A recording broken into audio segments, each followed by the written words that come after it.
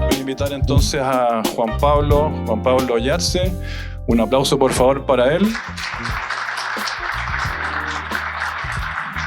Juan Pablo es ingeniero en electricidad y automatización industrial. Cuenta con más de 15 años de experiencia en Colf. Ahora es nuestro gerente de ingeniería y proyectos y ha liderado proyectos de prestigio como la sala eléctrica de Watts, la sala SCADA para BHP, un data center modular para GTD, por ejemplo, entre otros proyectos de ingeniería. Y para esta ocasión va a hacer una exposición muy interesante sobre tecnología de respaldo de energía descentralizada. Así que sin más preámbulos dejo a Juan Pablo. Gracias, Alex.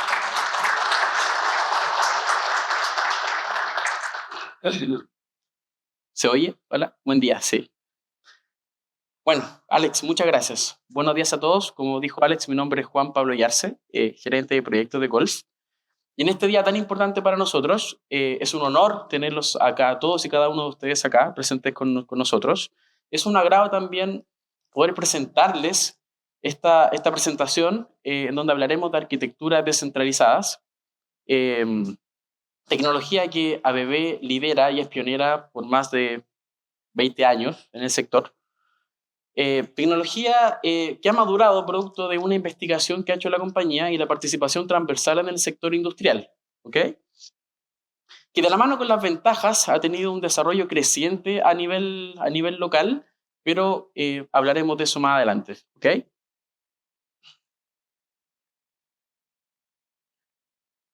Para iniciar la conversación, quisiera hacerlo con un dato duro, un dato en frío. Muchos de ustedes acá, los veo presentes a un par, muchos de ustedes se sentirán familiarizados con el UPTEM Institute.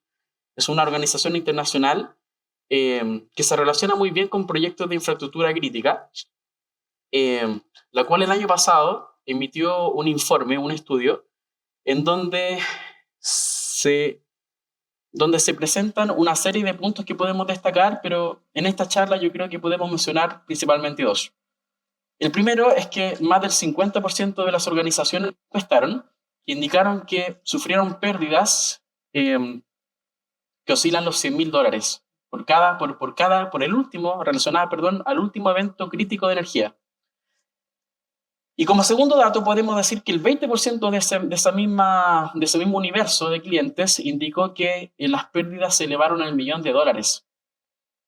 Esto es súper interesante porque en concreto podemos decir que un evento crítico puede significar la ruina de una organización. Y perdón que sea tan incendiario con el argumento, pero es así de simple, eso es. Ahora bien, este estudio se implementó y se desarrolló en Estados Unidos, pero la verdad es que nosotros no estamos tan alejados de ello. Nosotros podemos fácilmente validar ese estudio en un escenario local. Y es que acá en Chile nosotros no estamos exentos de ese tipo de desafíos, ese tipo de escenarios, ligados principalmente a cortes de suministro. Hablaremos precisamente de la fragilidad y la exposición de nuestras redes de infraestructura eléctrica y cómo no necesariamente el factor humano puede desatar, digamos, este escenario catastrófico. En Chile hemos vivido eventos recientes en donde podemos demostrar con claridad cómo impacta en la energía de la continuidad operacional. A ver.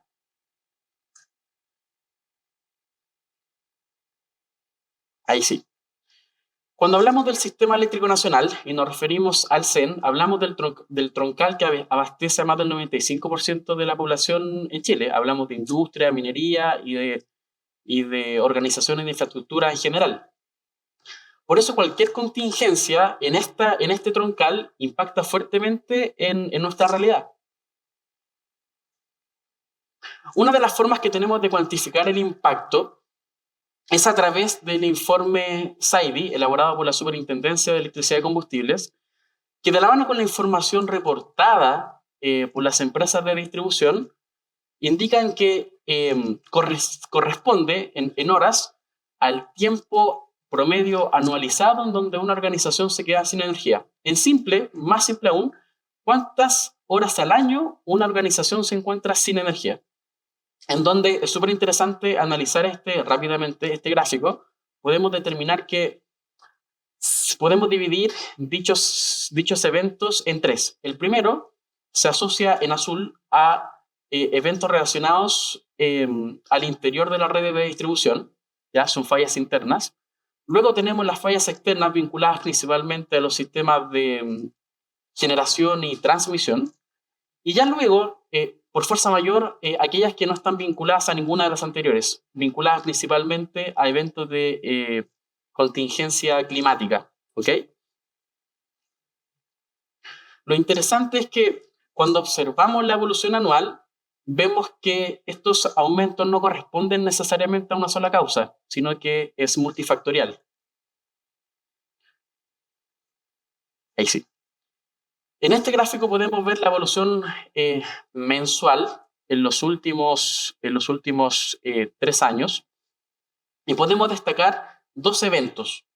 El primero, desarrollado en el año 2024, a mitad de año, agosto de 2024, en donde a través de un evento climático vimos que en la región metropolitana tuvimos más de 7 millones de usuarios con apagones, en donde en algunos casos se prolongó este apagón a más de una semana.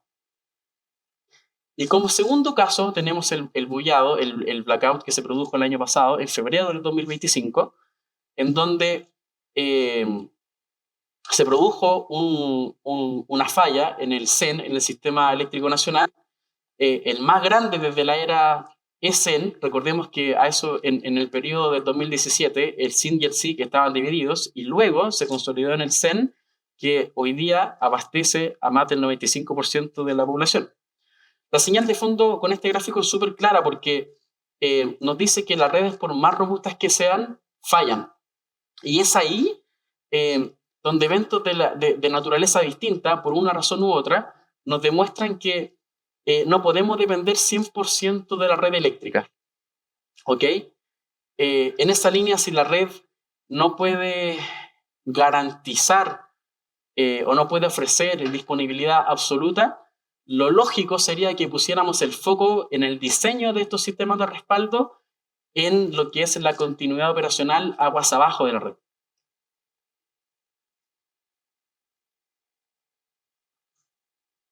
Ahí sí. El SAIDI, el gráfico que les mostré en un inicio, nos puede colaborar en términos de diseño cuando hablamos de autonomía o potencia, pero hoy día la conversación considero que va más allá de eso. Hoy día la conversación tiene que ver más con estrategias de modularidad, tiempos de recuperación y planes downtime, que están muy presentes en la industria, está relacionado a las ventanas de mantenimiento que se producen. Entonces, para sistematizar el abordaje de estos proyectos, aparecen preguntas clásicas como ¿cuánta potencia necesito? ¿Cuántos kVA? ¿Y cuántos minutos? Son las preguntas clásicas, pero insisto, no quiero deslegitimizar esas preguntas, son parte de la conversación, pero considero que dichas consultas siguen siendo válidas, pero resultan insuficientes para el modelo que queremos llevar a cabo como industria. Una operación crítica debemos recordar que no se detiene únicamente por falta de potencia o de autonomía, sino más bien, por falta, se detiene porque están presentes en el diseño puntos únicos de falla, las mantenciones resultan ser un poco más complejas, los tiempos de recuperación suelen ser más bien lentos y el crecimiento en general no se planifica de la manera correcta, ¿ok? Entonces, la conversación en ese sentido ya madura y ya hablamos de cómo me encargo de no tener puntos únicos de falla, cómo minimizo las ventanas de mantenimiento, cómo escalo, y esto es muy importante, cómo escalo sin necesidad de cambiar toda la infraestructura de respaldo eléctrica que consideramos en un inicio del proyecto. ¿Cómo recupero la operación más rápido? Lo dije hace un rato, las ventanas de mantenimiento generalmente son muy acotadas, a veces no nos dan tiempo para realizar este tipo de mantenimientos. ¿Cómo me adapto finalmente al diseño real, a las condiciones reales locales? Y acá en Chile, esto último significa considerar factores de sismicidad, clima, seguridad y todo aquello que está vinculado 100% a la geografía local, que de por sí ya es muy compleja. Insisto, para cerrar esta slide, hoy día no hablamos de potencia, tenemos que hablar como lo enmarcamos en el enunciado, tenemos que hablar de disponibilidad.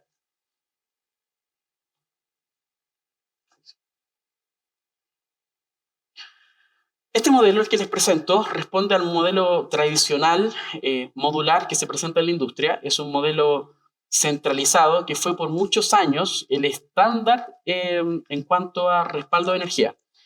Es una arquitectura conocida y ampliamente desarrollada e instalada en nuestra industria, pero tiene una característica que es súper importante, y es que finalmente concentra mucha potencia, pero también concentra mucho riesgo. Y es acá cuando toda la operación depende de un solo nodo, que puede ser el de bypass o el de control, es cuando en realidad digo, toda la operación depende de ese nodo. ¿Qué sucede cuando ese nodo falla? Pierdo toda la operación. Y en muchos casos, también en este tipo de escenarios con soluciones centralizadas, se suele, digamos, sobredimensionar el sistema eléctrico, el sistema de respaldo desde un inicio, lo cual es, y generalmente hablando, es inapropiado, porque se sobredimensiona pensando, número uno, en una potencia o en una cobertura que tarda años en llegar, o lisa y llanamente que nunca llega. ¿Ok? Es un modelo, como lo catalogo yo, funcional. Funciona. Ahí sí. Frente a las limitaciones que le acabo de mencionar con un modelo centralizado, aparece una lógica distinta, una lógica descentralizada, una arquitectura modular descentralizada, la llamamos PA, en donde las funciones críticas del UPS las distribuimos, en donde ya no está todo centralizado, sino que en realidad cada módulo tiene las diversas etapas críticas de un UPS. Cada módulo en esta arquitectura opera como una UPS en sí misma, ¿ok? Y no es una parte del sistema, sino que es una unidad funcional, al igual que la anterior, pero, como les digo, es independiente, 100%. Cada módulo incorpora electrónica de potencia, bypass, rectificación, la inversión, todo que la hacen adaptar la propiedad de ser una UPS en sí misma. ¿Y qué permite esto en la práctica? Eliminar puntos únicos de falla. Ya no existe un punto único de falla. El escalamiento o el crecimiento es por etapas, o sea, yo pudiese dimensionar en una etapa inicial del proyecto X cantidad de potencia y ya luego ir creciendo en función de la demanda. Las intervenciones o los mantenimientos suelen ser menor en términos de tiempo, lo que si lo traducimos en dinero suele ser un atractivo para la industria, y finalmente se traduce todo en disponibilidad real. Pero el cambio conceptual es súper potente porque aquí en el pasado, digo, en la slide anterior, se concentraba el riesgo y hoy día lo que ganamos es una distribución del riesgo. Ya no se encuentra concentrado. Y eso lleva naturalmente a una pregunta, en donde generalmente en la industria, el cliente, en estas reuniones que uno tiene, te dice, bueno, en realidad, si la OPS ya concentra todas las etapas críticas en el módulo, entonces, ¿dónde está el punto único de falla? Y la verdad es que podemos verlo de esa forma, pero no existe un punto único de falla. Y hablamos del frame. Quiero destacar que en los sistemas descentralizados, el frame opera únicamente como una interconexión entre módulos. Es parte de la interconexión estructural, pero es solamente, dicho coloquialmente, es un arreglo de barras, es cobre, no es más que eso, no hay partes críticas insertas en el frame.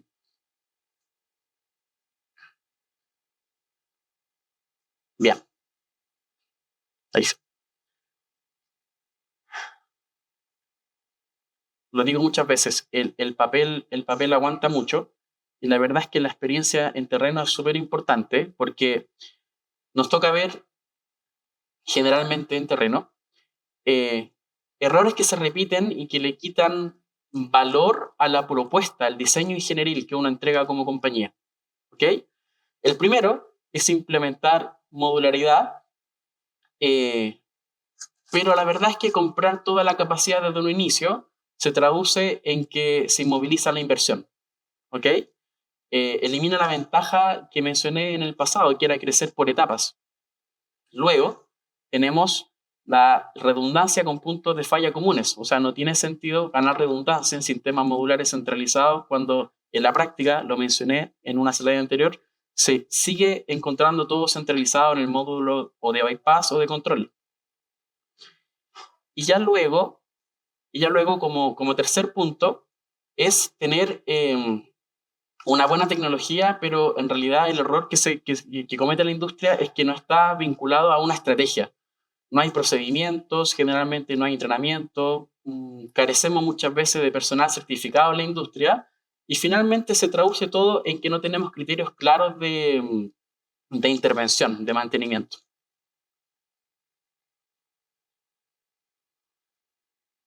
Muy bien. Por último,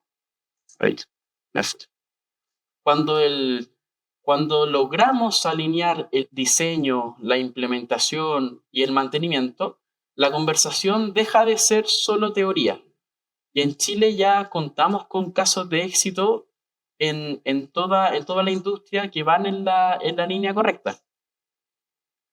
Tenemos TEC, industria minera, tenemos el caso de Quebrada Blanca, en donde con los casi 4 megas que suministramos abastecemos las 5 etapas del proyecto, desde las estaciones de bombeo de puerto hasta las que se encuentran en concentradora a 4.000 metros de altura.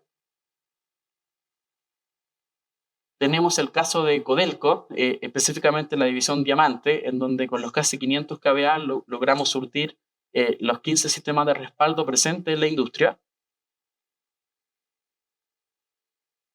BHP, con sus 2 faenas mineras, Escondida y Spence. Casos en la industria, tenemos Cristalería de Chile, la planta en sus 2 plantas, Yayay y Padre Hurtado. Tenemos Nestlé, por ejemplo, Coca-Cola. Pero acá, antes de pasar a la siguiente slide, quisiera remarcar el hecho de que cuando se adapta la solución al entorno real, dejamos de percibir una UPS o un sistema de respaldo estándar, sino más bien hablamos de una solución completa. Abordamos ingeniería, integración con sistemas de climatización, de estructura, de sistemas de seguridad, sistemas de control y monitoreo, que finalmente nos permiten adaptarnos realmente al entorno en el que va a ser instalado. Y para ello les comparto un ejemplo, un video.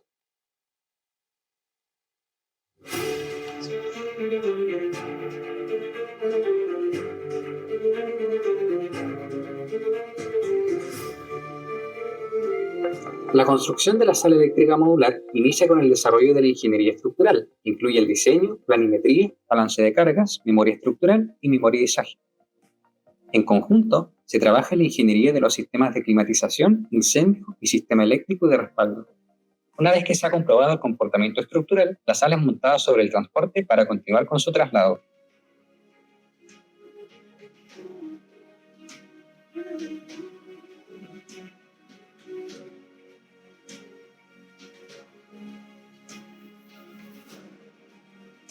Con la sala instalada en terreno, los sistemas serán probados nuevamente, concluyendo con su puesta en marcha, dejando la sala lista para operar.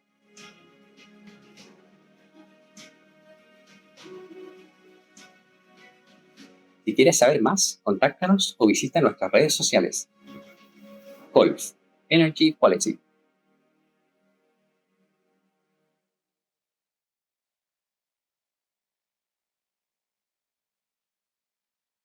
Bien, para cerrar.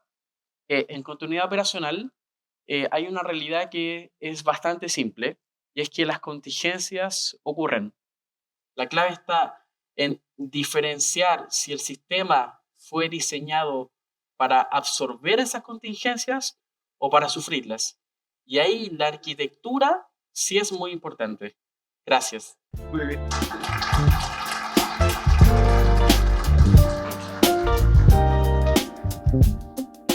Continuando con la jornada, esta es la segunda charla. La charla que viene a continuación tiene que ver con el decreto del Supremo, el DS1, que tiene que ver con contaminación lumínica.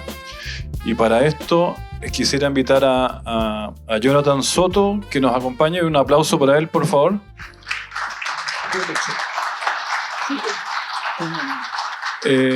Nuestro segundo expositor es una autoridad en la materia, es ingeniero eléctrico de la Pontificia Universidad Católica de Valparaíso y cuenta con una amplia trayectoria en ensayo y certificación de productos eléctricos. Ha colaborado con organismos como la SEC, el SMA, en la elaboración de protocolos y ha participado en diferentes inspecciones técnicas destacadas en empresas como AES, Enel, como VHP. Actualmente es jefe de certificación en el Laboratorio de Control de Calidad y Fotometría de la Universidad Católica Valparaíso. Entonces, dejo con ustedes a Jonathan. Sí. Ya. Hola, ¿cómo están? Súper. Vamos a partir. No sé si han escuchado el laboratorio de fotometría, me imagino que sí. Bueno, como bien dijo Alex, soy jefe de certificación, así que veo todo el tema de todos los productos nuevos que tengan que ver con contaminación lumínica. Les voy a presentar un poquito del laboratorio de fotometría. Este laboratorio tiene 60 años a través de un decreto de la universidad en el año 65. De hecho, el 7 de agosto de 1965 se creó el laboratorio de fotometría bajo la tutela del profesor Helmut Studen. Ahí con algunos estudiantes hizo todo un tema les gustó este tema de iluminación, y aquí en Latinoamérica no había nada que viera este tema en particular. Por lo tanto, como había una industria de iluminación en ese momento en Chile, había que ensayar los productos y caracterizarlos. Ahora vamos a cumplir 61 años en el 7 de agosto, así que estamos un poquito avanzados. Aquí es el primer informe que emitió el laboratorio, fue en febrero del 66. En ese momento todos los ensayos se hacían de forma manual. Sí, tenemos registro, de hecho está escaneado, está guardado en nuestro laboratorio porque es parte de la historia nuestra, en particular. En Quilpué había una empresa de iluminación que mandó sus primeros productos se demoró harto en hacer la certificación porque en ese tiempo era todo manual, y por lo tanto los informes generalmente iban con una carta más o menos agradeciendo también la confianza que tenían las empresas. Somos un organismo de certificación y un laboratorio de ensayo que está acreditado bajo las normas de la ISO, la 17025 y la 065, una para organismos de certificación y laboratorios. Por lo tanto, en base a eso mismo de fotometría, tenemos un organismo de certificación de productos, que es el que emite el certificado de los productos como tal, y los laboratorios son los que emiten los informes de ensayos. Estamos autorizados por la Superintendencia de Electricidad y Combustibles, estamos acreditados son normas acreditadas, por lo tanto tienen que estar bajo el sistema de acreditación del INN, y estamos también validados y autorizados por la SMA. ¿Quiénes somos? Somos 6 personas de planta, bueno, Iván y Raúl que me acompañan aquí, Iván el director, Raúl el ingeniero de proyectos, que tiene que ver con todo este tema de proyectos, de ingeniería, y yo, el jefe de certificación, y otras personas que están de planta ahí que son el jefe de laboratorios en particular, y los técnicos de ensayo. Además trabajamos con estudiantes de último año de ingeniería que están haciendo proyectos de títulos con nosotros, como con Iván como profesor guía y yo como profesor correferente en varios títulos y que tienen que ver con este tema de contaminación lumínica e iluminación. ¿Cuáles son nuestros pilares fundamentales de fotometría PUCB? Es, primero, la docencia, la investigación y colaboración con la industria, que viene siendo la asistencia técnica. En el ámbito de la docencia, se dictan 2 ramos que son de ingeniería de iluminación y proyectos de iluminación, donde ahí la primera parte es como, ingeniería de iluminación son los conceptos base para el tema de comprender el tema de iluminación, porque si bien en la ingeniería uno ve siempre variables eléctricas, las de iluminación cambian un poco, así que por lo tanto es algo bien particular. De hecho, creo aquí es la única universidad que que tiene un laboratorio de fotometría y además imparte ramos de iluminación en particular. Y forma gente para la industria de la misma forma.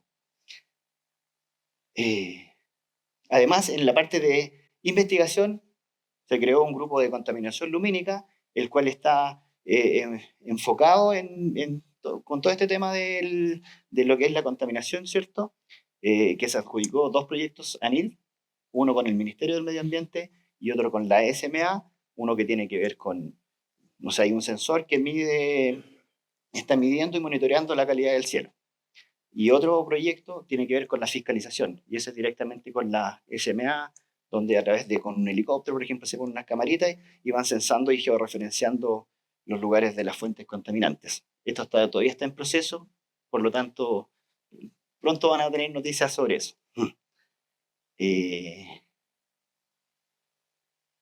La colaboración con la industria, ahí ya entra netamente la parte de los ensayos técnicos de los productos como tal, ya sean fotometrías, parámetros eléctricos, resistencia al polvo y al agua, ¿cierto? Que el IP, resistencia mecánica IK, certificaciones, ensayos de seguridad eléctrica. Cuando hablamos del sello SEC, todos los productos, la superintendencia indica, tiene un proceso de protocolos de ensayo que tienen que ver para todos los productos que uno tiene, la mayoría de los productos que uno tiene en la casa, ¿cierto? Por ejemplo, el refrigerador tiene un sello SEC, el secador de pelos, por ejemplo, la cafetera, y eso pasa por un proceso también para el tema de las luminarias. Nuestro fuerte y a lo que nos dedicamos siempre y nuestro espíritu siempre ha sido la parte de iluminación. Eso es a lo que nos dedicamos y somos fuertes en eso. Además hacemos mediciones en terreno, mediciones ya sea de cualquier índole, siempre enfocado en iluminación, ya sea para recepcionar proyectos, ya sea como línea base de proyectos y así como tal. Además hacemos capacitaciones, somos parte de la universidad, hacemos capacitaciones de acuerdo a los requerimientos de una empresa. Por ejemplo, no sé, una empresa quiere postular a licitaciones de alumbrado público, enfocamos la capacitación y el curso directamente a qué es lo que tiene que cumplir para las licitaciones de alumbrado público. Documentación, conceptos, por ejemplo, y todas esas cosas en particular. Eso es a gusto del cliente. Y aquí es parte de la presentación. Eso lo anterior era como una presentación de nuestro laboratorio, ¿cierto? Y a qué nos dedicamos, y es aquí. ¿Tu proyecto cumple con la normativa de contaminación lumínica? Para eso primero hay que hacer un poquito de historia. En el 98 ahí partió como regulación de contaminación lumínica a través del 686, porque el tema astronómico, bueno, los astrónomos se pusieron de acuerdo y ahí reclamaron y hicieron esta norma de contaminación lumínica, ¿cierto? Ahí se regulaban, habían como 2 cosas en particular. Uno, que no hubiera emisión hacia el hemisferio superior, y lo otro, la radiancia espectral, lo reducía al espectro visible. Cuando hablo del espectro visible, es lo que ve el ojo humano. Hablamos más técnicamente de 380 nanómetros a 780, que es lo que se ve ahí como en todos los colores, ¿cierto? Y eso aplicaba solamente a la segunda, tercera y cuarta región. Pasaron varios años, apareció el tema del LED, por allá como en el 2008, 2010, en los proyectos de alumbrado público, de recambio de luminarias, empezó a aparecer el LED con fuentes muy frías, ¿cierto?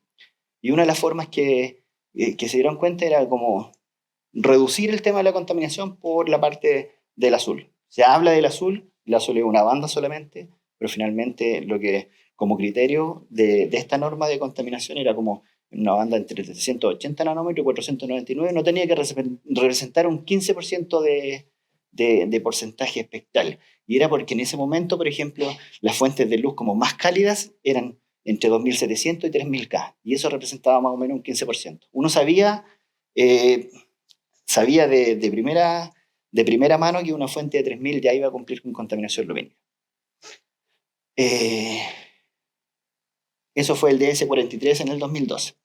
Ahora, 2022, entró una norma de Contraloría y se publicó el 18 de octubre del 2023, con plazos de aplicación que comenzaron ahora el 19 de octubre del 2024. Y ahí ya este es un ámbito ya más territorial. Antes era segunda, tercera y cuarta región, ahora es a nivel nacional. La diferencia es que esto es una norma igual de largo aliento, porque tiene tiempos de aplicación, dependiendo de las zonas, porque hace una caracterización de zonas. Lo vamos a ver un poquito más adelante. ¿Qué se incorpora ahora con esta nueva normativa que no estaba anteriormente? Antes solamente era regulación por el tema de observación astronómica. Después empezaron a haber estudios, empezaron a aparecer aves muertas en algunas partes, golondrina de mar, por ejemplo, y estaban asociadas a que la luz azul es un contaminante y hacía que estos seres vivos perdieran sus rutas migratorias, por ejemplo, hubiese menos polinizadores, ya sea nocturnos, porque uno siempre habla de los polinizadores diurnos, pero también cumplen una buena importancia los nocturnos, que son las polillas, por ejemplo, o hasta los murciélagos tienen un proceso ahí que ayudan al tema de la biología. Y afectación a la salud humana.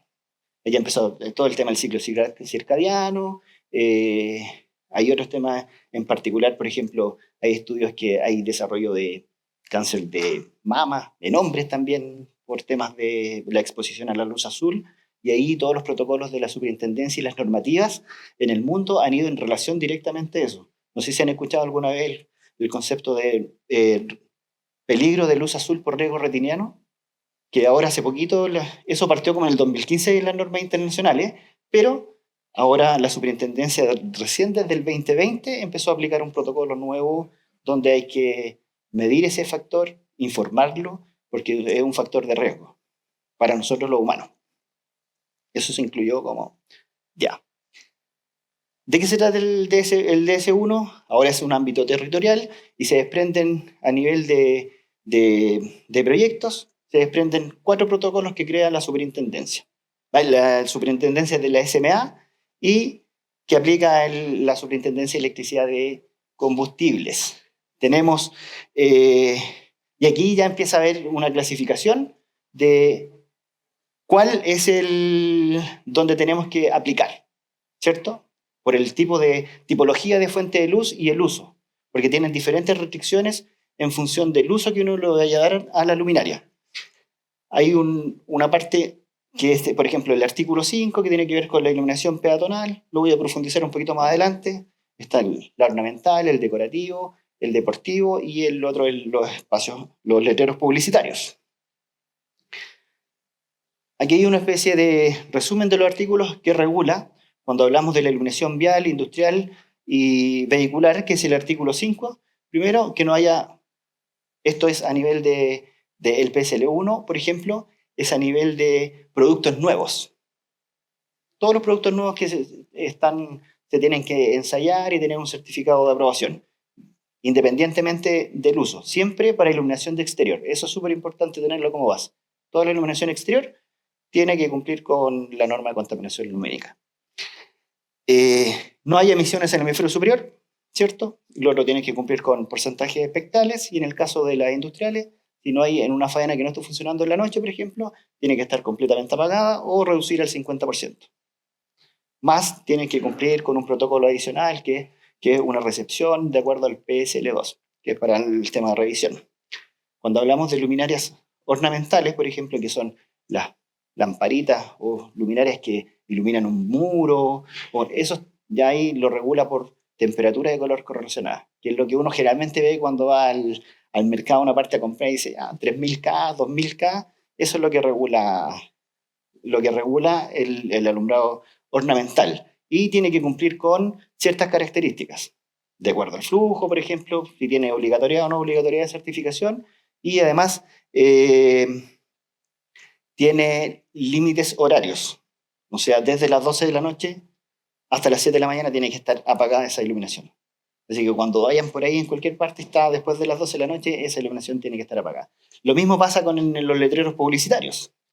Hay un tema ahí de los letreros publicitarios que a las 12 de la noche tienen que estar apagados, de las 12 a las 7. Uno aquí por Santiago pasa por varias partes y muchos letreros que están encendidos y otros que están cumpliendo normativamente. Que uno ve y es raro porque va avanzando, no sé, en la costanera y dice, este está apagado y este está prendido. vendidas. Y esos, por ejemplo, tienen que cumplir con la norma.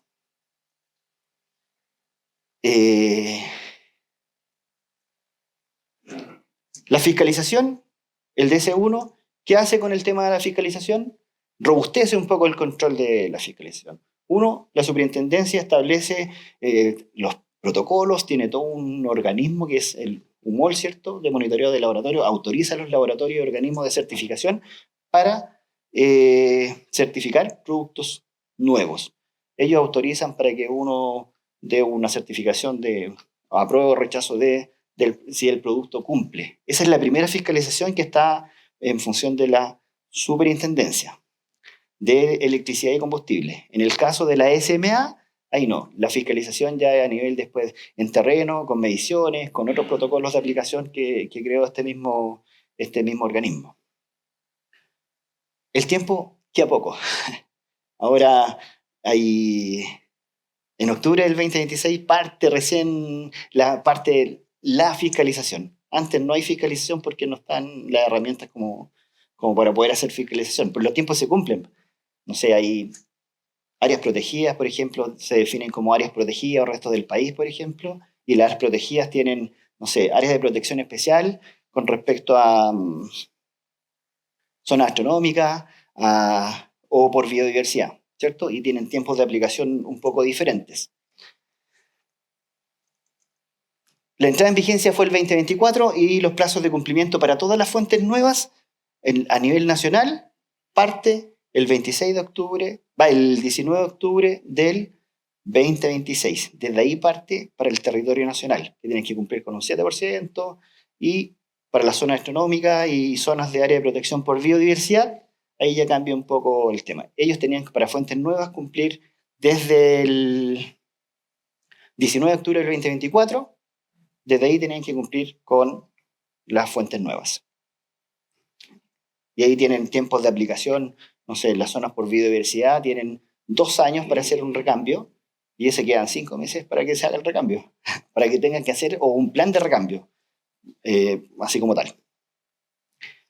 Y los plazos de cumplimiento para las fuentes existentes, ahí ya cambia un poco la figura.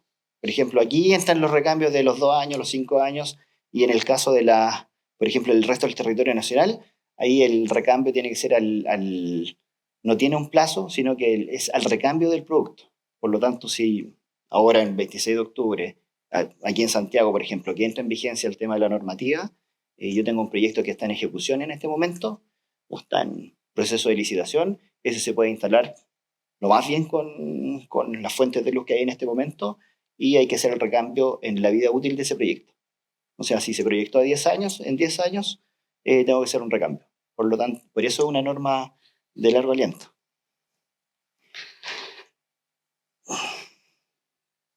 Me fui para atrás. No, los protocolos. Los artículos, estos son los protocolos. La SMA indica 4 protocolos que son los procedimientos de hacer el tema de para ver todo el ámbito de la norma, de cómo hacer fiscalización y cómo, tanto a productos nuevos como ya fuentes existentes. Para eso, crea el PSL1, que su enfoque o alcance es para todos los productos que ingresen al país, ¿cierto? En este caso, todos los que se van a instalar en zonas astronómicas o en zonas protegidas por biodiversidad, ya tienen que tener una certificación por contaminación lumínica. En este caso en particular, la ventaja que tiene el DS1 con respecto al DS43 es que antes se hacía por cada una de las potencias de las luminarias. Cada una de las potencias tenía que tener una certificación. Ahora no. Ahora introduce un término de familia donde yo puedo agrupar, independientemente que vayan creciendo en potencia las luminarias, de la más pequeña a la más grande, yo puedo agrupar ese producto y hacer solamente un certificado por esa familia de productos, siempre que compartan características de acuerdo al protocolo, como construcción iguales, sistema óptico, por ejemplo, y eso en particular.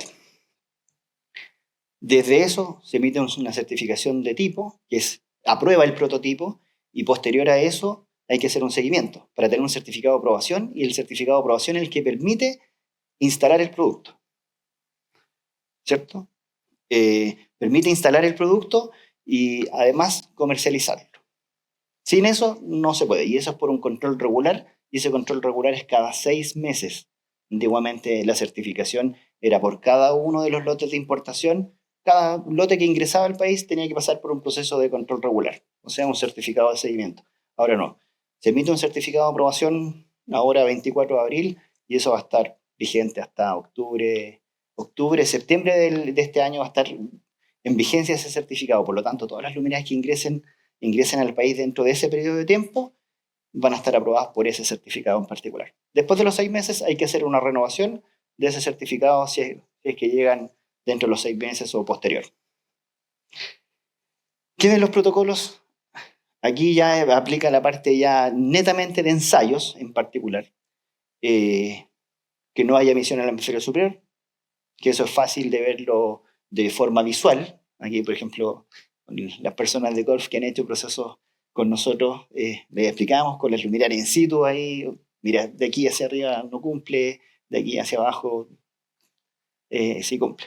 O por ejemplo, si algo no llegase a cumplir, mira, tienes que corregir de esta forma, pídele a tu fábrica que corrija esto para que pueda cumplir con el tema de contaminación lumínica, que ese es, no hay emisión en el hemisferio superior.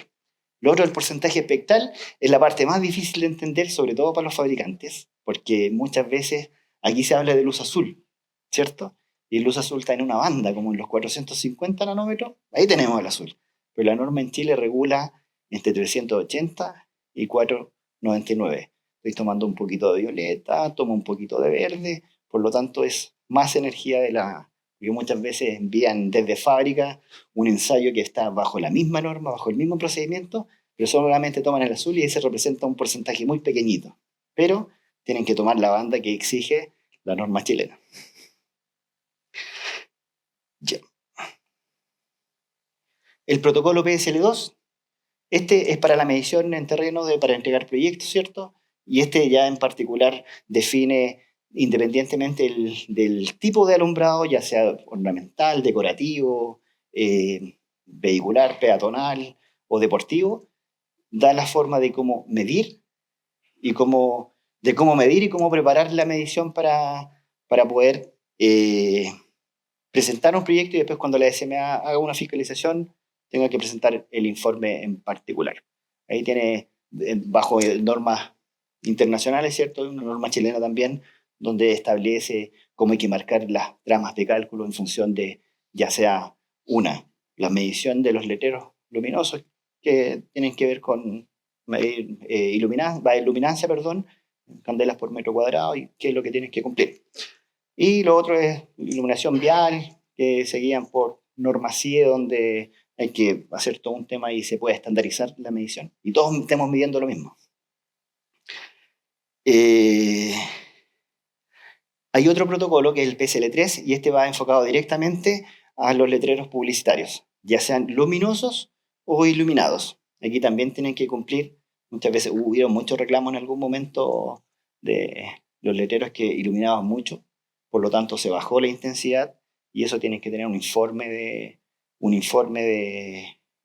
de cumplimiento de la normativa.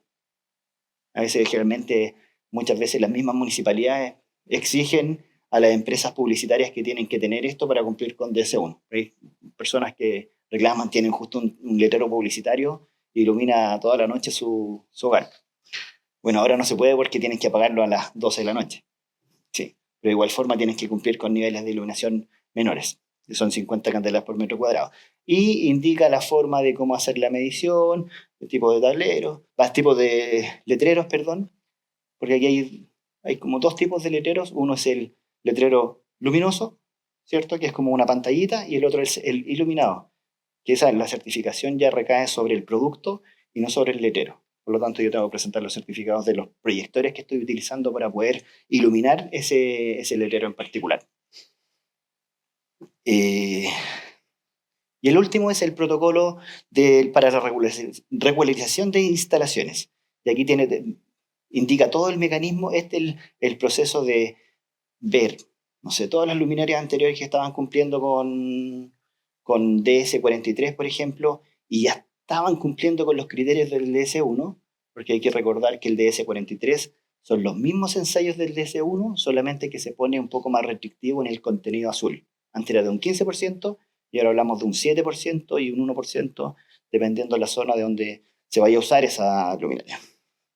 ¿Cuál es el procedimiento aquí en particular en regularización? Que esto le interesa mucho generalmente a las empresas que están en proceso en este momento. Tienen que hacer un catastro primero de todo lo que tienen, juntar antecedentes, ya sea el catastro, ver un catastro, una planimetría, ya sea con un DWG, por ejemplo, un KLM, georreferenciación de las luminarias, y ver cuáles y categorizar qué tipo de alumbrado son, si hay alumbrado vial, alumbrado peatonal, alumbrado industrial, por ejemplo, y adjuntar los certificados a los productos que tengan certificado. Después que tienen toda esa información, se van al CISAT, que es un sistema del módulo de lumínica de la SMA, por ejemplo, y ahí se declara la información, más un anexo 1 que se llama, que viene en el mismo protocolo, viene el formato, uno lo saca de ahí y rellena la información del solicitante, que viene siendo la empresa de donde se va a hacer, o la instalación donde se va a hacer el recambio. El recambio, o ver que los productos que ya cumplieron, ya están cumpliendo, se puedan validar. Además de ingresar una carta a la SMA regional, donde se ingresa el motivo del recambio y las fechas más o menos de cuándo tienen estimado hacer el recambio. Este proceso en particular, por ejemplo, después que tienen esa carta ingresada a la SMA y ellos pegan un timbre, ahí se acercan a un laboratorio autorizado, un organismo autorizado para el tema de certificación, y ahí el organismo, ¿qué va a hacer? Va a revisar que todos los productos que tengan ya una certificación anterior y están cumpliendo con los criterios nuevos, emite un informe que ese producto está cumpliendo con la certificación. Aquí hay que ingresar todas las luminarias y todos los tipos. En el caso de que esa luminaria no estuviese cumpliendo, el mismo laboratorio les va a solicitar una muestra unitaria para evaluar con los ensayos y ver si cumple o no cumple. Si es que cumple, se emite un certificado que aprueba la regularización, y si es que no cumple, ahí se pone un poquito más riguroso y se hace un muestreo al azar en función de una tablita que está en el mismo protocolo. Un lote, no sé, de 2 a 100 unidades, a 150, se sacan 2 muestras, y si esas cumplen, ahí se aprueba la regularización. Si no se aprueba la regularización, se informa, el laboratorio le informa a la SMA, y después el solicitante tiene 1 año para hacer el recambio de ese proceso en particular. ¿Cuál camino tomar? Esa es la pregunta bien difícil, sobre todo ahora porque estamos ahora estamos a puertas de que empiece la fiscalización en octubre en las partes que están protegidas por biodiversidad. Va a depender de muchas veces de los recursos también del solicitante. Si es que está planeando en hacer un recambio o en hacer un recambio o una regularización. Sabemos que para la regularización tiene todo un proceso, porque hay que tomar una línea base, qué es lo que está cumpliendo, qué es lo que no está cumpliendo, y después ver todo el mecanismo para hacer el recambio. Muchas veces eso toma mucho tiempo, porque hay que hacer toda una parte de ingeniería primero antes de hacer un recambio en particular. Así que eso es con respecto al DS1.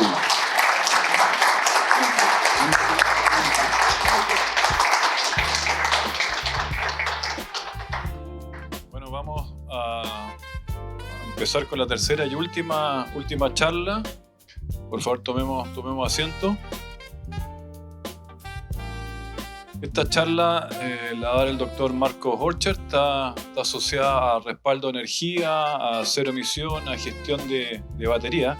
Pero para no equivocarnos, este señor tiene mucho currículum. Es profesor del Departamento de Ingeniería Eléctrica de la Universidad de Chile. Es director del Centro para la Aceleración Sustentable de la Electromovilidad. Es investigador principal del Advanced Center for Electrical and Electronic Engineering de la Universidad Técnica Santa María. Es autor y coautor de más de 200 publicaciones científicas en analítica predictiva, detección de falla, monitoreo en tiempo real.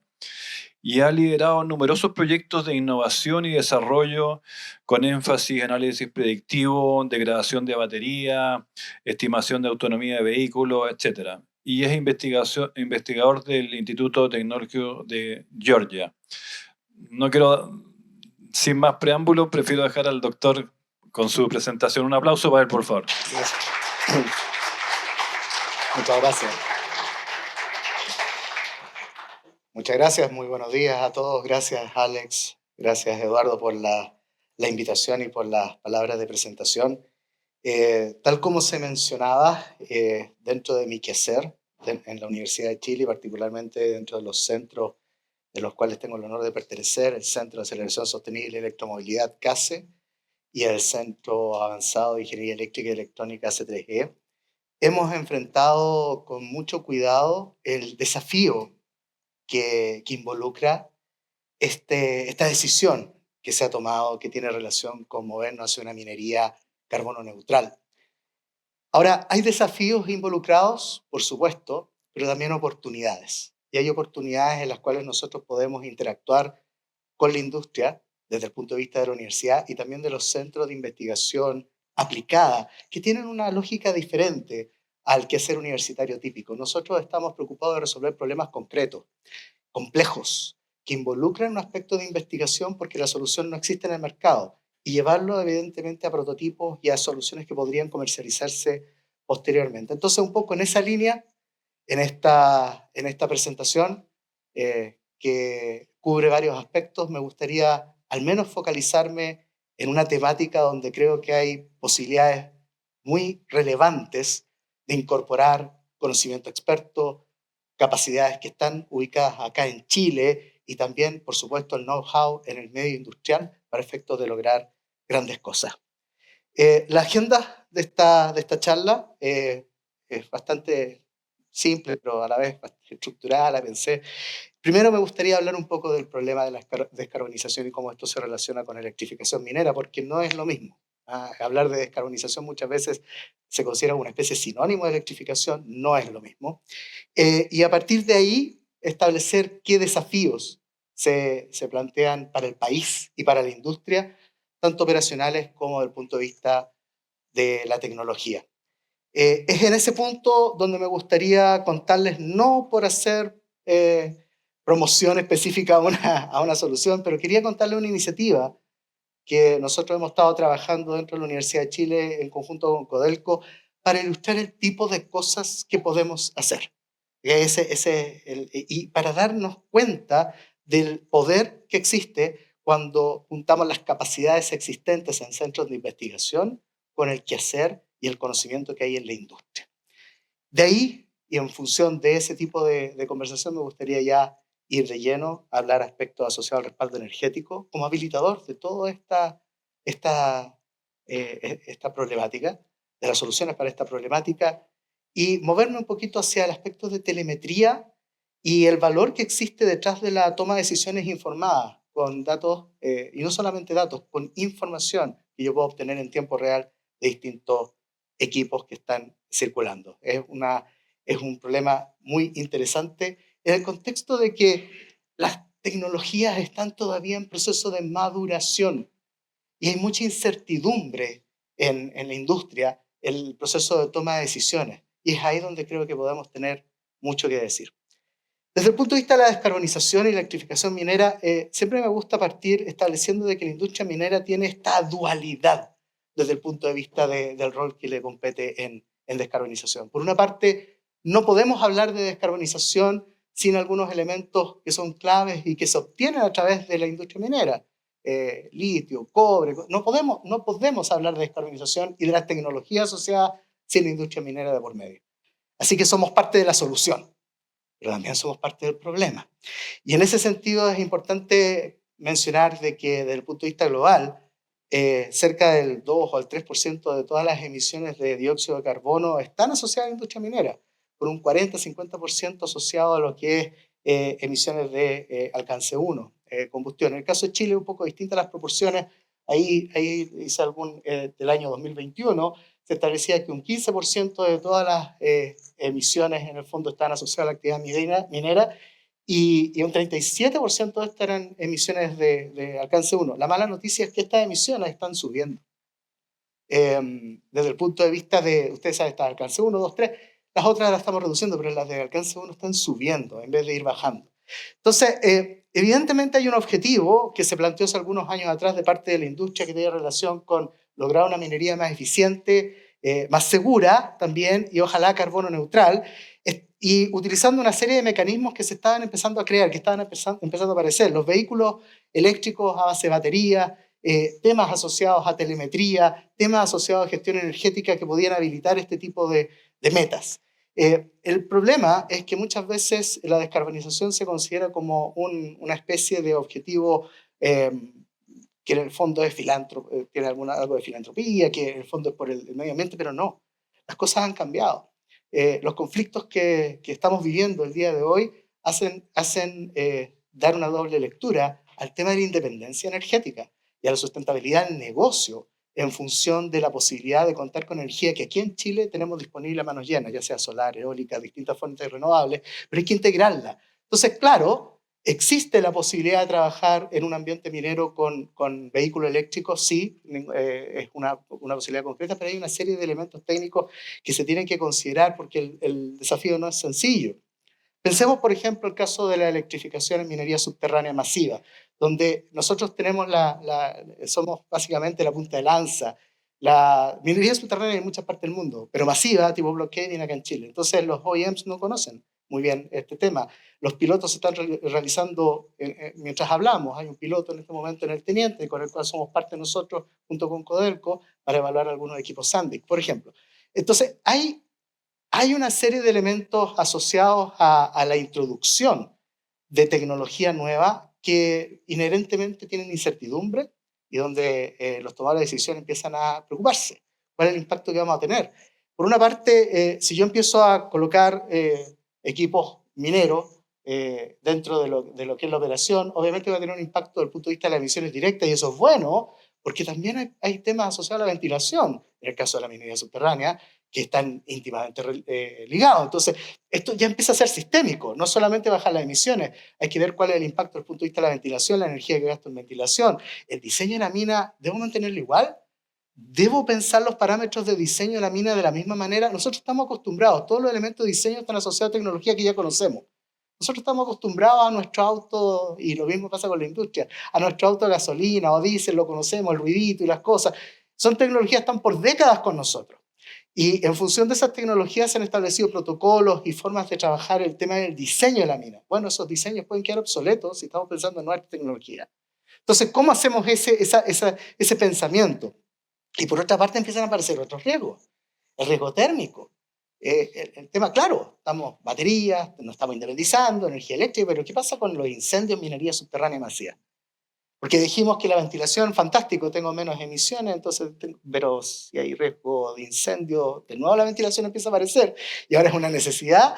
En vez de pensar en reducir energía, tengo que estar preparado para sacar gases que están asociados a la combustión de las baterías. Entonces, mi mensaje es que esto no es simple. Hay temas que están de alguna manera relacionados al diseño, no solo de la operación, sino que yo diría de la mina en sí, que empiezan a cambiar en función de la incorporación de flotas de, por ejemplo, camiones, de cargadores frontales, LHDs, que son eléctricos, donde en el fondo tengo que empezar a ver cómo esto se integra desde el punto de vista de flota, infraestructura de carga, suministro eléctrico. Ustedes tienen una idea de cuántos vehículos hay dando vuelta en el Teniente, solamente por mencionar una mina, pero, o sea, vehículos en general hay como 3.000. No todos van a ser eléctricos en el futuro, un 10%, 300. Ok, 300 vehículos, 2 baterías por cada uno porque tienen que tener baterías a bordo, otras cargando, 600. ¿Dónde vamos a colocar esas baterías? ¿Las vamos a cargar simultáneamente? Alguien tiene que pensar una forma de optimizar aquello. ¿Cuál es el impacto desde el punto de vista de la red? El suministro, los flujos de potencia. ¿Estamos preparados para...? Hay un montón de elementos que en el fondo se empiezan a concatenar. Y el mensaje el día de hoy no es pesimista. Yo trabajo en esto, hemos avanzado un montón. Pero es también realista. Tenemos que hacernos cargo, no podemos esperar a que otros vengan con las soluciones, porque lamentablemente Nosotros somos los que tenemos el conocimiento desde el punto de vista, podría ser afortunadamente, pero nosotros tenemos el conocimiento y la mayor parte de la gente que desarrolla las cosas nos viene a preguntar a nosotros qué hay que hacer. Entonces, si nos están preguntando, ¿por qué no lo hacemos nosotros? Hay un tema ahí que en conjunto, no de manera aislada, en conjunto, con construcción, acelerando las cosas. El centro casi es aceleración de la electromovilidad, porque eventualmente podemos llegar a esto en 10, 20 años, pero necesitamos hacerlo rápido. Pero hacer las cosas rápido mal es muy probable. Entonces tenemos que hacerlo con seguridad, con evidencia respecto a los impactos que puede tener. Voy a seguir con el tema de la electromovilidad en minería subterránea. También hay cosas que puedo decir respecto a Rajo Abierto, donde hemos tenido nuestras experiencias, pero solo para dar una idea, si nosotros estamos pensando en operación 24/7, algunas de las brechas que nosotros enfrentamos desde el punto de vista de la electromovilidad tiene relación a, por ejemplo, la utilización de las baterías en los vehículos eléctricos, cómo esto afecta a la autonomía, cómo la autonomía conversa con los turnos, cómo conversa con políticas de ir a colación. Sí, hay cosas que son de repente de la operación, que no son tecnológicas, pero oye, ¿puedo cargar las baterías mientras estoy en colación? ¿Qué tan rápido se pueden cargar? ¿Vale la pena hacer una política? ¿Qué tipo de cargadores se tendrían que usar? ¿Qué medidas de seguridad asociadas? ¿Qué tipo de conectores si estamos en el Teniente donde hay problemas de humedad versus Chuquicamata donde hay mucho polvo? ¿Cómo nos metemos en esos detalles? Y es un poco las cosas que uno podría empezar a trabajar. El tema de la degradación. Muchas de las baterías se testean, ustedes lo saben muy bien, en fábrica, con ciertos protocolos, pero esos protocolos de carga y de descarga pueden ser muy diferentes a los que se van a tener en la operación real. La pregunta es, ¿cómo van a ir degradando las baterías bajo operación real? ¿Tenemos las capacidades en Chile para probar eso? No. De hecho, nosotros estamos en este momento con Sealiten, en Francia, trabajando porque allá hay capacidad para testear las baterías y nosotros le decimos cómo testearlas. Podríamos haberlo hecho acá. Entonces, hay elementos que hay que considerar aquí porque ¿por qué degradar? No solamente, ya podríamos hablar de segunda vida, pero no solo eso. La capacidad va degradando, va decayendo y eso puede afectar la autonomía. Y toda la organización que tengo a nivel de flota se afecta. Ya, pero decimos, no, vamos a hacer un contrato. Entonces, alguien se va a encargar de que la batería siempre esté sobre un 90% de su estado de salud. Ya, fantástico. ¿Cuánto les va a cobrar la persona que hace ese contrato?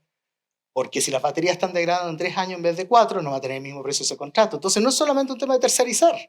Hay que entender cuál es el impacto de la operación desde el punto de vista de las baterías para poner el precio justo. ¿A cuánto van a vender su auto eléctrico usado?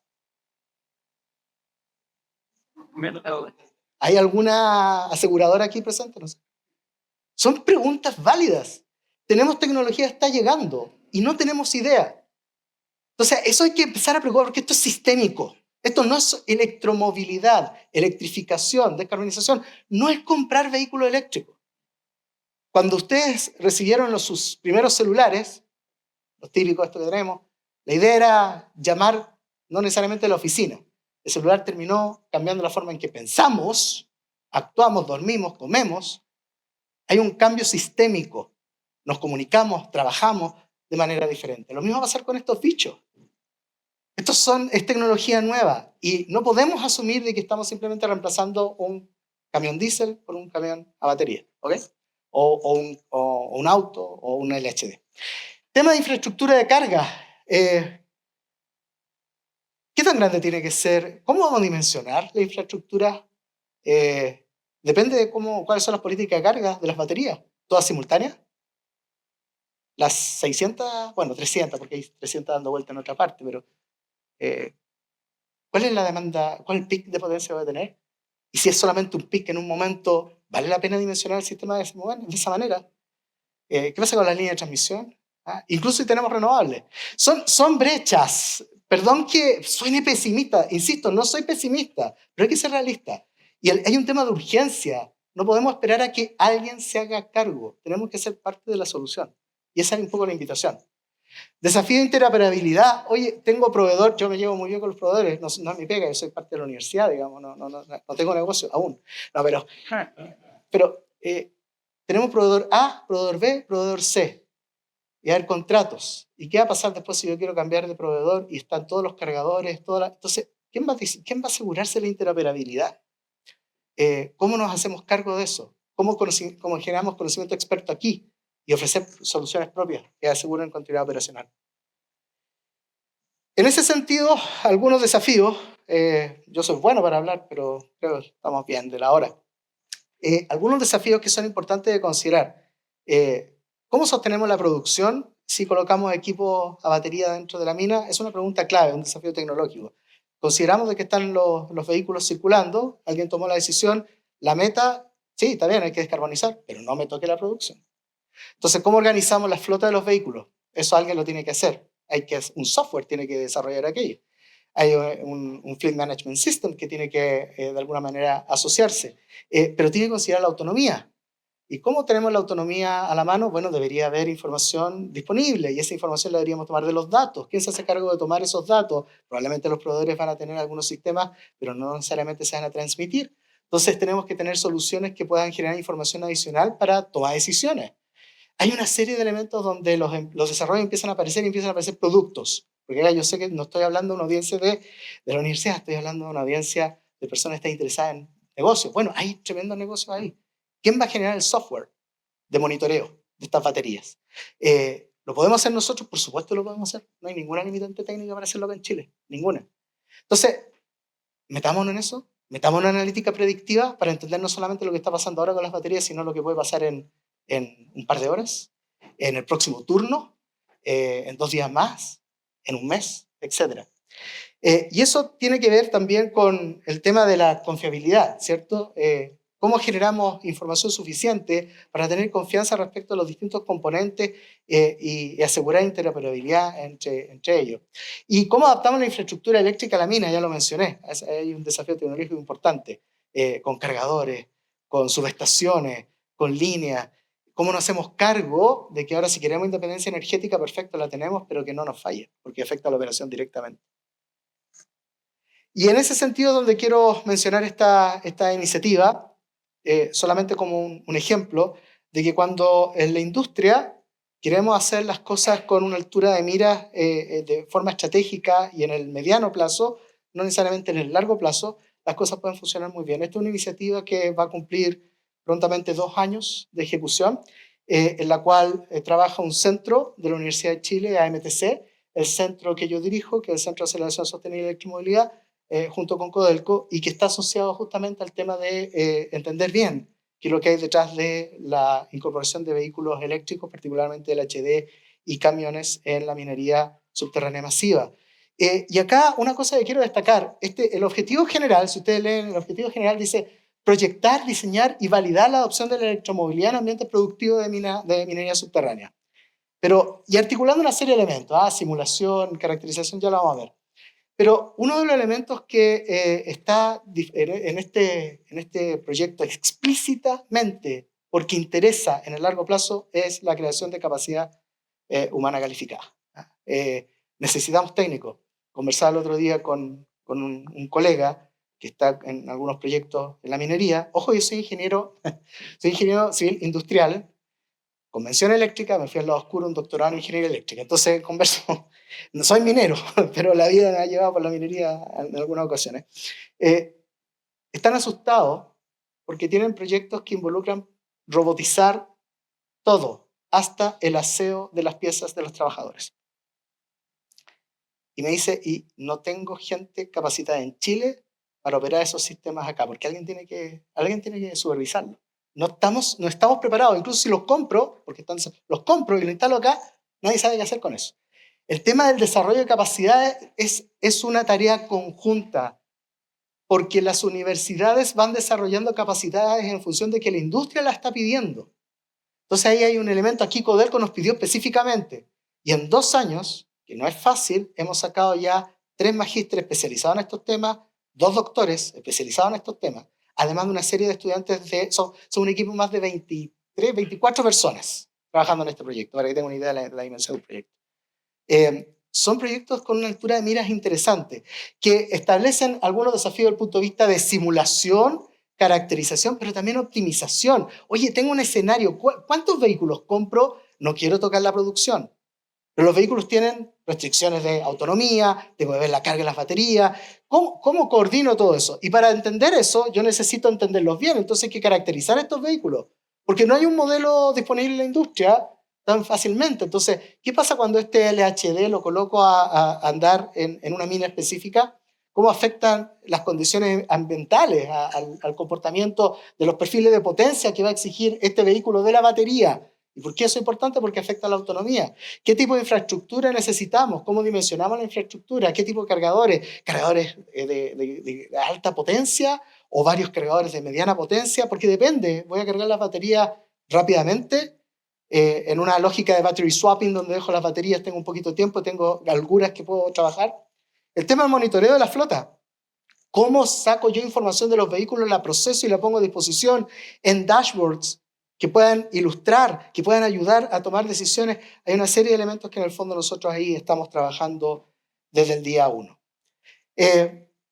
Esto en el fondo tiene una serie de implicancias desde el punto de vista de simulación y optimización de escenarios. Tenemos que hablar con los mineros porque tenemos que explorar configuraciones operacionales, interacciones en la flota y las restricciones asociadas al layout. Esto que está aquí en particular el teniente, este es el nivel de producción y este es el nivel de transporte abajo. Aquí es donde circulan los LHD, aquí es donde circulan los camiones y van a dejar acá. Ya voy a mostrar eso con un poquito más de detalle. Pero para que se den una idea, yo tengo que entender que los vehículos van a circular por estas calles y con estas restricciones, con estas dimensiones. Y tengo que entender cómo esto afecta al vehículo en sí. Entonces, tenemos que transformar datos operacionales, los que exista, a modelos que me permiten explorar otras configuraciones. Oye, yo trabajé con datos de acá. ¿Y qué pasa si quiero trabajar en Radomiro Tomic? ¿Qué pasa si quiero trabajar en el teniente? ¿Tengo que hacer un piloto y repetir todo de nuevo? ¿O puedo tratar de extrapolar alguna de la información para tener conocimiento y tomar decisiones? Y por último, después las podemos validar, ¿cierto? Pero es importante. Y después, ¿cómo generamos conocimiento a partir de la data, el monitoreo en línea, las recomendaciones, el cerrar el loop? Y lo que ya mencioné que tiene que ver con el desarrollo de capacidades, que es importante en Chile sobre todo. El tipo de soluciones que nosotros hemos desarrollado, solamente para ilustrar, son soluciones que incorporan información de KPIs importantes de la mina, información del layout, del plan de producción, data ambiental, condiciones ambientales, especificaciones de los equipos, de la batería, de la infraestructura existente y del sistema eléctrico. Y con toda esta información, ustedes tienen módulos de optimización y de simulación que pueden hacer el trabajo de determinar cuántos vehículos requieren para estar trabajando de manera simultánea y lograr los objetivos de producción, cómo estos vehículos van a empezar a interactuar, cuántas baterías realmente se necesitan, en función de esas baterías, cuántos cargadores se necesitan, y en función de saber cuántos cargadores, dónde puedo empezar a ubicarlo. Entonces, si se fijan, es todo un tema de cascada, porque el dimensionamiento de la red depende de cuántos cargadores yo voy a tener instalados y cuántas baterías voy a tener que estar cargando simultáneamente. ¿Y quién me dice eso? Tengo que ver la configuración. ¿Cómo logro la producción? ¿Cuántos vehículos necesito? ¿Cómo van circulando? ¿Y cuántas baterías necesito para que esos vehículos no interrumpan su operación?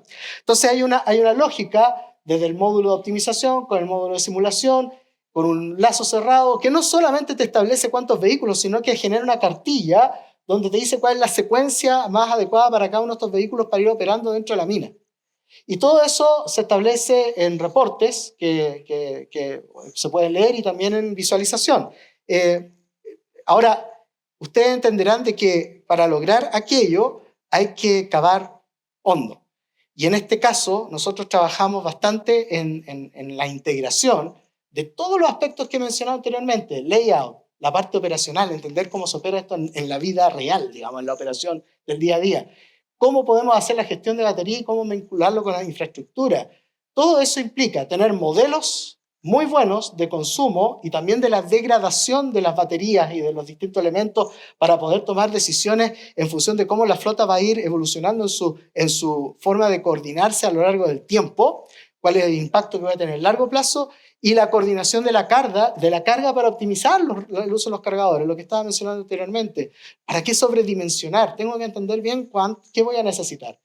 Aquí hay que entender que las baterías, todos los que trabajamos aquí con baterías, las baterías de los vehículos eléctricos mineros ya no son simplemente un insumo, son un activo per se que yo tengo que monitorear.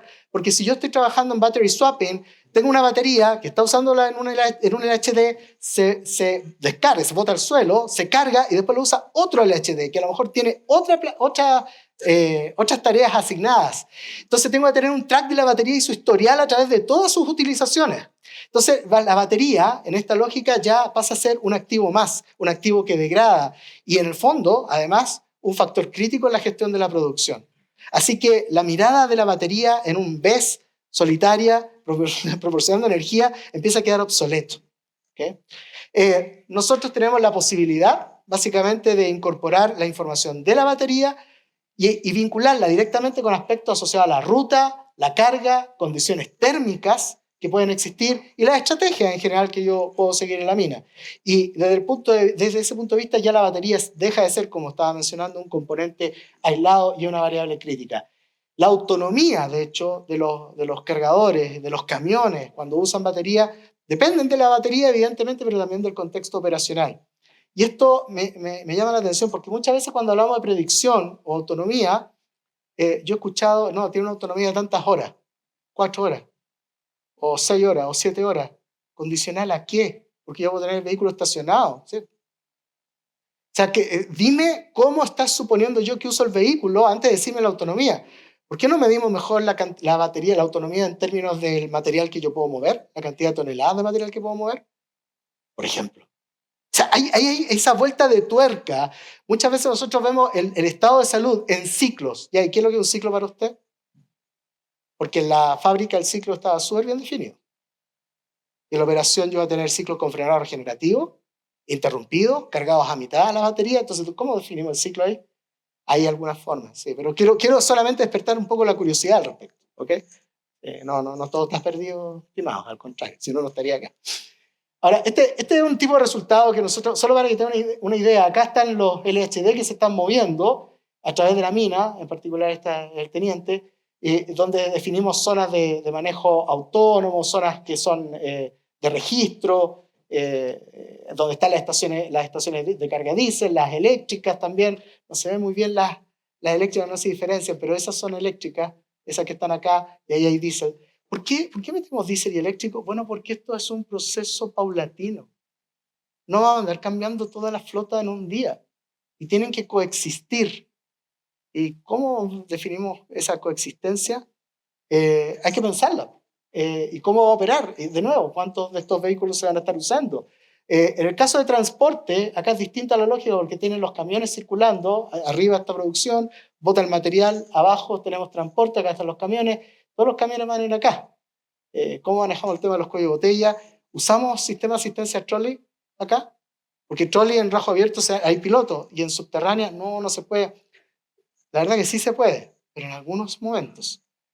No necesito estar conectado todo el tiempo. El LHD puede botar el material y se queda unos segundos estacionado. Y esos segundos yo puedo usar trolley para cargar. Entonces son elementos donde hay oportunidades tecnológicas concretas, donde en el fondo nosotros podemos preguntarnos el cómo movernos.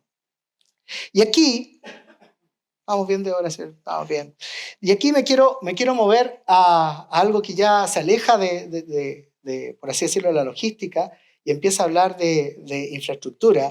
Y es el hecho de que si yo tengo estas herramientas para entender cómo la flota está reaccionando, cómo está de alguna manera coordinándose, yo puedo empezar a hacer análisis para entender cuál sería el impacto, por ejemplo, asociado a tener una política de precio-energía variable frente a un costo fijo. ¿Qué pasa cuando tengo un costo fijo de mi energía? ¿Cómo están las cargas distribuidas a lo largo del turno? ¿Y qué pasa si yo tengo un costo variable? ¿Es posible aprovechar los momentos en los cuales tengo menor precio de la energía? ¿Cuál es el impacto del punto de vista del pic de potencia que tengo? Y ahí hay que hacer el balance, porque hay un tema de CAPEX y de OPEX, ¿cierto? O sea, si yo estoy dispuesto a asumir pics más altos de potencia, porque quiero utilizar los momentos en los cuales el costo de la energía es menor, entonces tengo que dimensionar las subestaciones y los cargadores de esa manera.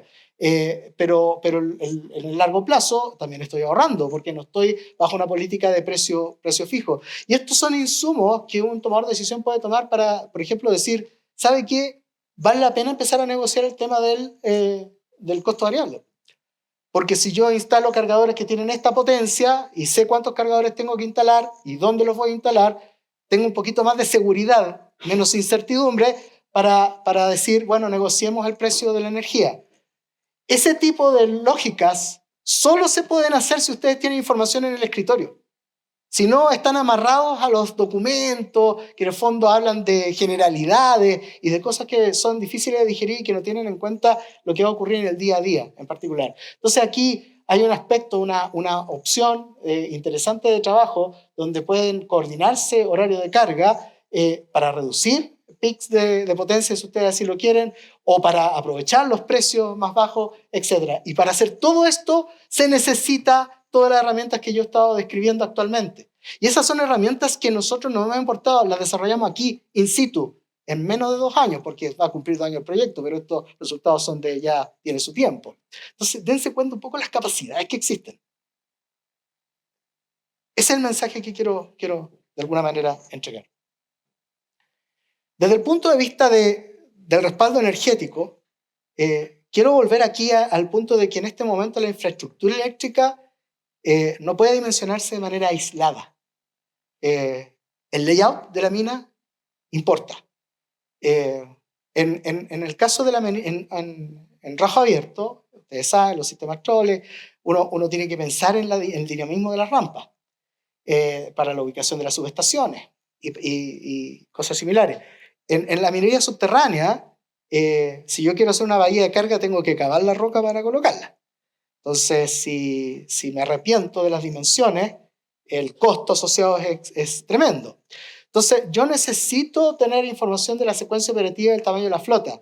Y en base a eso es que yo empiezo a establecer cuánta potencia requiero de carga, qué estrategias de recambio voy a tener para las baterías de los vehículos y cómo eso impacta en los flujos de potencia que voy a tener, las protecciones que voy a tener que utilizar, el personal que tengo que entrenar para trabajar adecuadamente y aguas arriba, más allá, cómo lo integro esto con renovables, voy a requerir toda la energía directamente de la red, voy a establecer una estación cercana. Hay un montón de elementos que en el fondo se habilitan en función de esta discusión, de nuevo con algo de evidencia en la mano. El diseño correcto necesita mirar simultáneamente, lo queramos o no, los vehículos, los cargadores, el sistema eléctrico y la restricción de operación.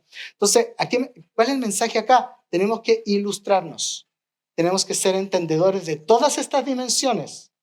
Porque en el fondo alguien no solamente, o sea, alguien que está hablando respecto al sistema eléctrico y dimensionándolo tiene que tener alguna noción de cuál es el impacto que tiene este dimensionamiento desde el punto de vista de las condiciones de operación que se van a imponer después agua abajo. Entonces, acá hay un tema de diseño operativo y diseño energético que conversan. Ahora, un tema que es importante, la electrificación, como dice ahí, no solamente se logra a través de la incorporación de vehículos eléctricos. De hecho, la descarbonización no solamente se logra con electrificación. Hemos hecho algunos estudios en algunas minas donde si usted quiere lograr la meta de descarbonización, no necesita vehículo eléctrico, necesita ampliar el tamaño de la tolva. Y cero eléctrico. Bueno, comparado con la línea base que es la actual, si igual hay cosas eléctricas dando vuelta en la mina. Pero me refiero, no requiere cambiar tanto la tecnología. Obviamente hay que conversar con el OEM, pero es algo factible. Entonces, ¿qué es lo que quiere usted? ¿En cuánto tiempo? ¿En cuánto plazo? ¿Quiere esperar a que la tecnología esté madura? ¿Cuándo van a estar los camiones eléctricos disponibles? ¿En 5 años, en 8 años, en 10? Y en función de eso, ¿cómo voy a estar planificando la compra de estos equipos y la fusión? Porque estos equipos van a estar trabajando en conjunto con otros equipos que ya existen en la mina. No voy a tener una mina full electric y voy a botar a la basura a todos los otros. ¿Qué hago con los otros? ¿Qué pasa con la reconversión, el retrofitting? Hay que hacerse cargo del tema de retrofitting. Hay que aprovechar esas capacidades. Entonces, ahí hay todo un elemento que hay que considerar, donde tenemos que considerar distintas arquitecturas posibles de almacenamiento estacionario, la utilización de baterías de segunda vida para efectos de alimentar la demanda futura, sistemas híbridos dependiendo del negocio que se quiera establecer, siempre pensando en la seguridad. Por ejemplo, ¿lo digo o no lo digo? No, voy a decirlo, pero más o menos. Proyecto internacional, entonces fábrica de batería y tienen su química, obviamente. Ellos quieren vender su química. pero esa química nos sirve porque hay un tema de seguridad que es muy importante en la minería. Entonces, vamos a hacer pruebas de degradación, fantástico, pero ojo con la química, porque no me interesa probar su química, me interesa probar la química que se va a usar en minería. Y ahí el interlocutor, el que de alguna manera tiene que, perdonando el chileno, parar la pelota y decir, no, pues, esto no, es alguien que tiene que tener este conocimiento amplio. ¿Okay? Las químicas de la batería, yo no soy ingeniero químico, pero hay que empezar a meterse en estos temas. La invitación de esta charla, de alguna manera, es que ojalá empecemos a buscar no solo lo que aparece en los diarios, sino que empezar a preguntar a quienes están trabajando en Chile en estos temas para instruirnos. Y lo que es interesante, la infraestructura va a tener que ofrecer un montón de flexibilidad, porque en el futuro cosas que se están pensando tienen que ver con generar ventanitas críticas para cargar, estrategias de peak shaving, estrategias de demand side management, donde yo manejo la flota para tratar de asegurar el flujo de potencia de manera adecuada, y las tecnologías, los sistemas que van a tener que estar instalados tienen que permitir este tipo de cosas, generando interoperabilidad, conectando el sistema eléctrico con la infraestructura disponible y la estrategia operacional en general. Desde el punto de vista del respaldo energético, cosas que son relevantes, almacenamiento y segunda vida. Hablábamos un poco al respecto. No hay mercado para segunda vida ahora. ¿Cómo va a tener una empresa de segunda vida si no están las baterías todavía? En el caso de Red o similares, las baterías estuvieron en los buses cerca de 8 años y se cambiaron por contratos, no porque estuvieran malas. Sin embargo, yo en lo personal conozco usuarios de vehículos eléctricos que han tenido que cambiar su batería en menos de 3 años. Y todo depende del perfil de uso, depende de los cuidados, depende de la forma en la que los conductores operan los vehículos. No es lo mismo manejar un vehículo eléctrico que uno a combustión. La utilización de los frenados regenerativos, el saber hacerlo. Y eso lo he vivido en carne propia. Hay gente que le puede sacar una autonomía gigante a la batería de su vehículo y la puede cuidar solo porque sabe manejar bien el vehículo. Y es distinto al vehículo, obviamente el manubrio y eso es lo mismo, pero la lógica de aceleración, de cuándo acelero, de cuándo detengo, cuándo uso la inercia del vehículo, cuándo freno. Bueno, lo mismo pasa con los LHD, lo mismo pasa con los camiones. Entonces, hay un tema detrás bien interesante. Pero las baterías, después de ser usadas, en algún momento se van a degradar. ¿Y qué hacemos con esas baterías? Algunos proveedores dicen, yo no me quiero meter con segunda vía. No me pregunten de segunda vía. ¿Por qué? Porque hay un riesgo. O sea, ¿quién va a pagar si hay un incendio? ¿El abogado? No quiero. Entonces, yo reciclo.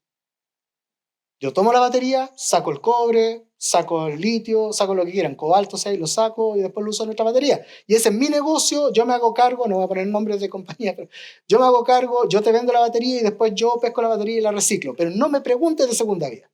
No me quiero meter en ese negocio. ¿Pero se van a poder reciclar todas las baterías? Existe la posibilidad concreta de usarla en segunda vida.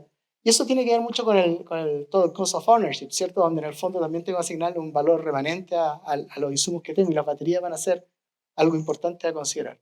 La lógica de sistemas híbridos, no hay una arquitectura única dominante en este caso. Sistemas con asistencia trolley, con baterías en el vehículo, carga directa, battery swapping, no en minería, pero hidrógeno. Minería, yo creo que hidrógeno está descartado, pero por temas de seguridad más que nada. Pero sí para transporte, para exportación, que no, exportar energía en forma de hidrógeno, hidrógeno y sus derivados, ¿cierto? O sea, hay muchos elementos se pueden usar. Y el tema de la interoperabilidad y certificación, que yo creo que en esta mesa particular o en esta sala es muy importante. Los protocolos de prueba, el cumplimiento normativo, la verificación de la interoperabilidad entre los cargadores, los BMS de los vehículos cuando existen y los subsistemas críticos. Un detalle, solo para... Me encanta hablar, pero son 5... Va a terminar. Además empecé tarde, así que tengo...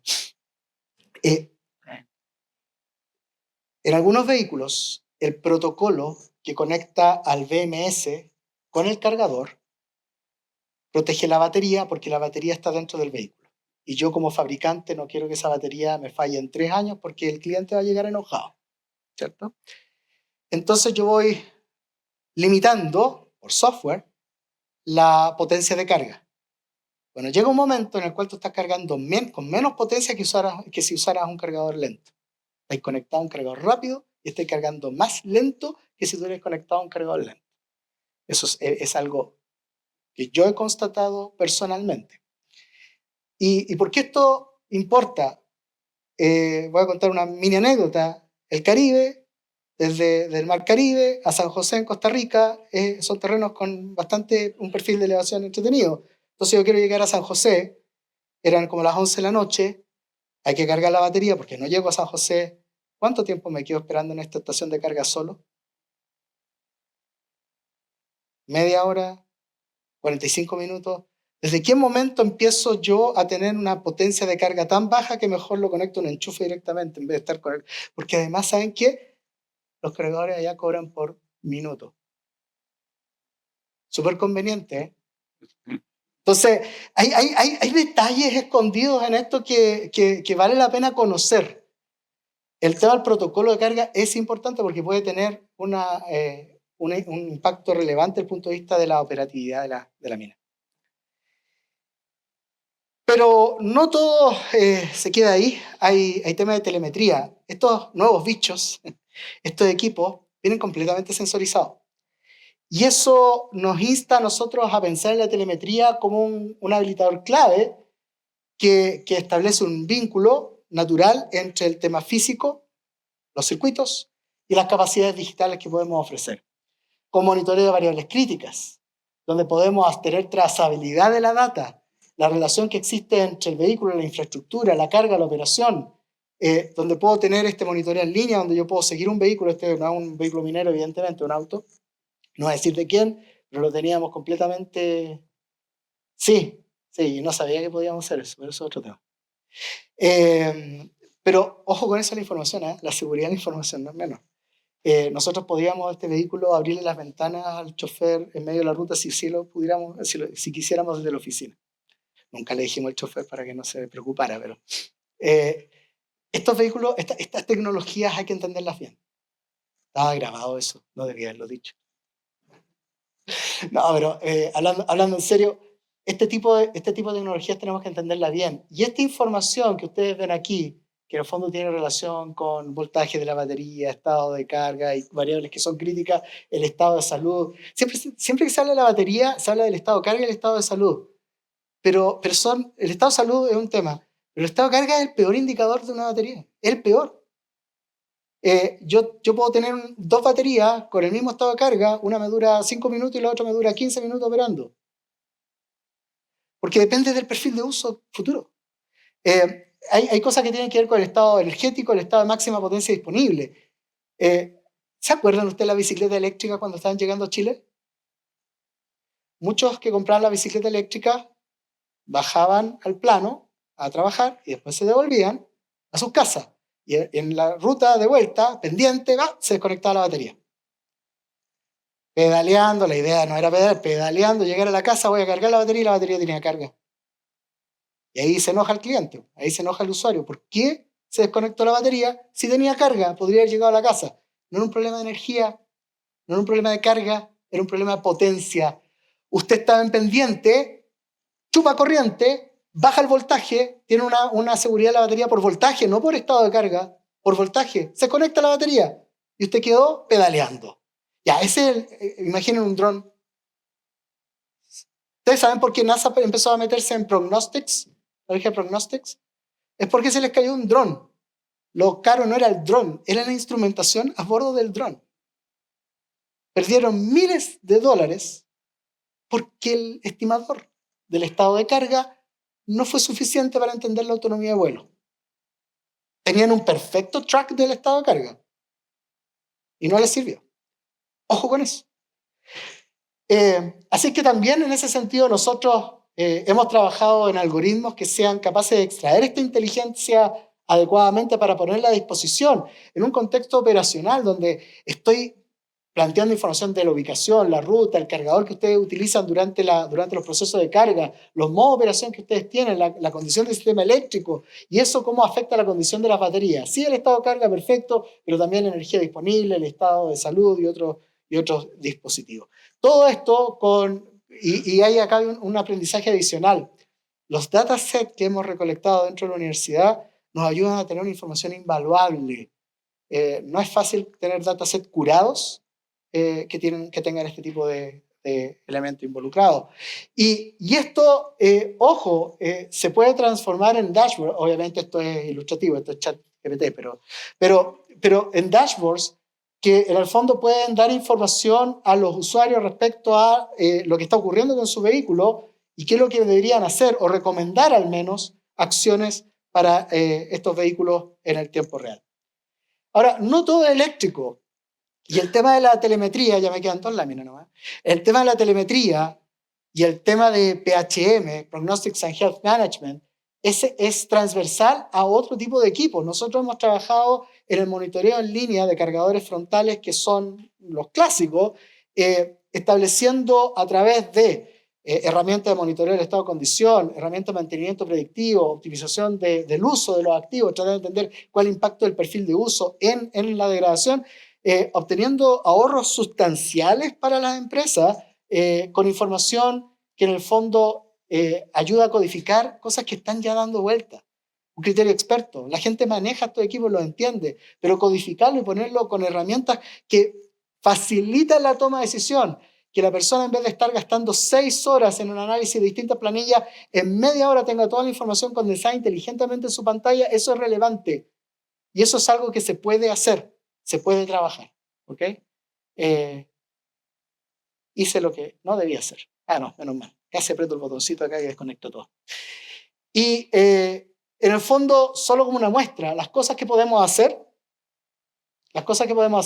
tienen relación con detección temprana de anomalías, monitoreo de condición de equipos, implementación de estrategia de mantenimiento y el aprendizaje operacional. El tratar de entender, aprender de la data y sacar adelante lecciones y mejoras continuas.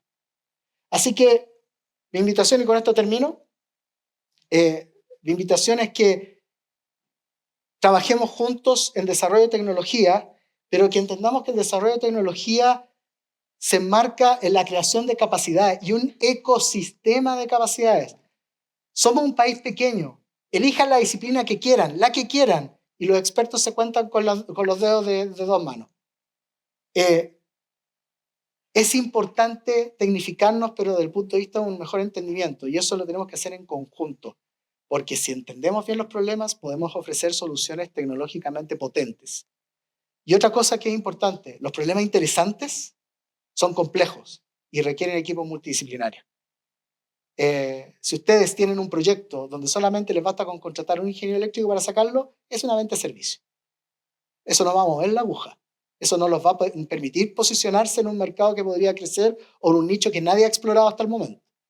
Entonces ahí también hay una invitación a ver las cosas de manera diferente para acaparar las oportunidades antes que el resto, para ser punta de lanza. Eso, estimados y estimadas, muchas gracias por todo.